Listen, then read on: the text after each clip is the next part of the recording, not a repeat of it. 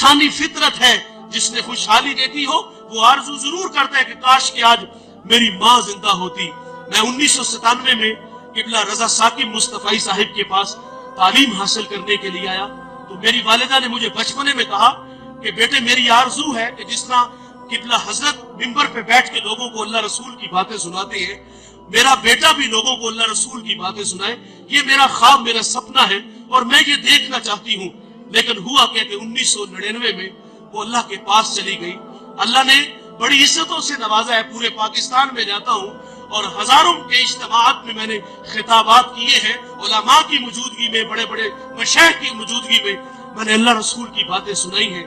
लेकिन कभी कभी आरज़ू मचलती है कि पर्दे की ओट में बैठ के इस बेटे से माँ अल्लाह रसूल की बातें सुने तो मेरा कद कितना बढ़ जाएगा। ये इंसानी फितरत है। वो आरज़ू करता है काश के आज मेरे माँ बाप जिंदा होते। हुजूर मुसल्ले पे खड़े हैं, हुजूर ने पीछे पलट के सहाबा को देखा, छम छम आंखें बरसने लगी। माँ कब बिछड़ी थी? जब मेरे नबी की उम्र 6 साल थी। अब वाका टीला ये एक छोटी सी बस्ती है जहाँ सैयदा आमिना रज़ी अल्लाह ताला अन्हा आके रुकती है। आपको बुखार हो गया था और बुखार तलख था जिसने सैयदा आमिना रज़ी अल्लाह ताला अन्हा की जान ले ली थी। सांसें टूटने लगी तो हजरत आमिना ने उम्मे ऐमन को कहा कि मेरे बेटे मोहम्मद को अमीर कुरैश तक पहुंचा देना, और वक्त रुखसत हुजूर को पास बुला लिया। उधर बचपने की मासूमियत, पेशानी में नबूवत का नूर है और माँ बेटे में खूब सी जाती है। 2-1 बातें की और फिर हमेशा के लिए पहाड़ों में सो जाती है। फरमाती बेटे कुल्लु हैयिन मय्यितुन कुल्लु जदीदिन बालिन कुल्लु कबीरिन यफना व आना मैततुन व ज़िक्र बाकिन व वलदतु तुहरा। फरमाया बेटे हर नई चीज ने पुराना हो जाना है, हर बाकी ने फना हो जाना है। फरमाया बेटे मैं भी जा रही हूँ, लेकिन सुनो मेरा जिक्र बाकी रहेगा, वो इसलिए कि मैं तेरे जैसा सोना मोहम्मद छोड़ के जा रही हूँ। सांसों की माला टूट गई, मोती कहीं फिजा में बिखर गए। हुजूर माँ से लिपट गए और लिपट के अथरू बहाते हैं और फरमाते अम्मी आप क्यों नहीं बोलती, आप आंखें क्यों नहीं खोलती। हंसता चमन खामोश है, जाने वाले लौट कर कभी भी नहीं आते। लेकिन कुछ जाने वाले ऐसे होते हैं जो दिलों में धड़कन बन के रहते हैं, खुशबू होती है जो पास पास रहते हैं।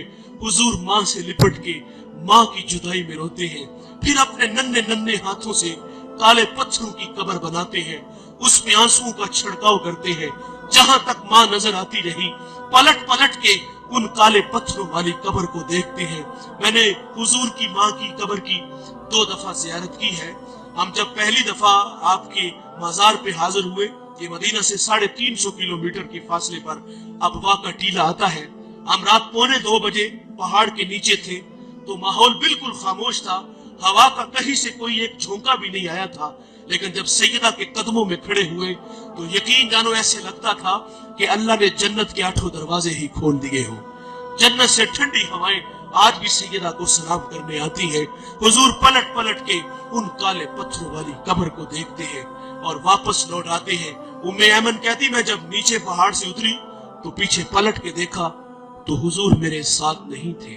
और माती मैं दोबारा फिर पहाड़ पे चढ़ी और मेरी आंखें क्या देखती है, हुजूर माँ के सराने खड़े हैं और वहां खड़े होकर कह रहे थे कि माँ जी आप तो जानते हो कि मेरा इस दुनिया में आपके सिवा कोई भी नहीं है। उम्मे ऐमन की भी जान निकल गई, हुजूर को सीने से लगा लिया। आका फरमाया करते थे उम्मे ऐमन मेरी माँ के बाद मेरी माँ लगती है। साहिब 6 साल की उम्र में माँ बिछड़ी थी, आज मुसल्ले पे खड़े हैं, ताहद्दे नजर अस्हाब है, छम छम आंखें बरस रही है। और फरमाया सहाबा काश कि आज मैं मोहम्मद की माँ जिंदा होती, मैं तुम्हें नमाज़े इशा पढ़ा रहा होता, उसमें सूरत फातिहा की किरात भी कर चुका होता, फिर मेरी माँ को मुझसे कोई काम याद आ जाता। वो मस्जिद नबवी के दरवाजे पे आके कहती इब्नी मुहम्मद, मेरे बेटे मोहम्मद मेरी बात सुनो।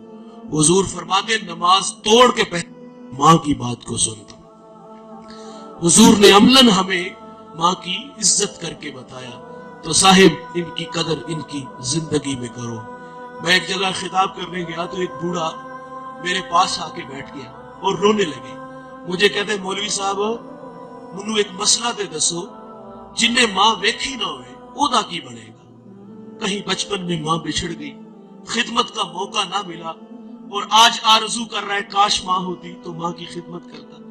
اور مجھے وہ نکمے اور نلائق بیٹے یاد آئے کہ جنہوں نے ماں باپ کو دھکے دے کے گھر سے نکال دیا, اور ماں باپ جو ہے وہ ذلت اور رسوائی والی زندگی گزار رہے ہیں. آج کی اس بزم میں میں اور آپ عزم کریں کہ آج کے بعد ہم ماں باپ کا دل نہیں دکھائیں گے. ماں باپ ناراض ہے تو ابھی جا کے ان سے معذرت کر لیں. یقین جانے ایک لمحہ لگتا ہے. میں پچھلے دنوں ٹوبا ٹیک سے ایک جگہ خطاب کرنے گیا تو وہ بچہ مجھے دلائل دینے لگا کہ والدین کی زیادتی ہے. بڑی عجیب سی باتیں کرنے لگا, لیکن میں نے اس کے دل کے دروازے پہ دستک دی. اللہ کا شکر ہے کہ وہاں جھٹکا لگا, اور وہ مجھے کہتا وہ نہیں مانے گے. میں نے کہا جاؤ تو صحیح یار. وہ کہتا میں کل جاؤں گا. میں زندگی وفا کرے نہ کرے جاؤ یار. وہ 10 منٹ بعد واپس آیا. وہ کہتا یار یہ تو کائنات ہی عجیب سی ہے.